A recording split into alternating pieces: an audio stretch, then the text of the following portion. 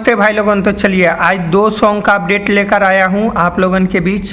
तो पहला सॉन्ग है रंग द जो बनवा, प्रमोद प्रेमी का होली सॉन्ग है और आज ही सुबह में सॉन्ग रिलीज हो गया है।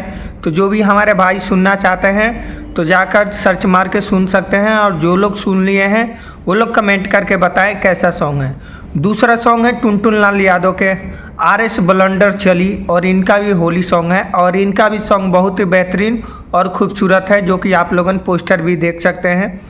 आप लोग अगर सॉन्ग को सुनना चाहते हैं तो आप लोग जाइए, आसानी से सर्च मारिए, मिल जाएगा। और आप लोगों को बता देना चाहता हूँ कि खेसारी भैया का होली का जो पोस्टर है परसों आने वाला है, तो आप लोग चैनल को सब्सक्राइब करके रखिए।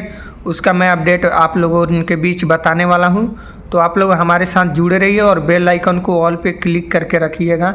आप लोगों को हर एक न्यूज़ सॉन्ग का अपडेट टाइम टू टाइम मिलता रहेगा, और यहाँ पे कोई फेक न्यूज़ नहीं बनाया जाता है। यहाँ पे सिर्फ सॉन्ग का ही अपडेट बताया जाता है, जो भी रहता है वो भी जेन्युइन। तो आप लोग जाइए, दोनों सॉन्ग अच्छा है, आप लोग प्यार दुलार आशीर्वाद दीजिए अपने।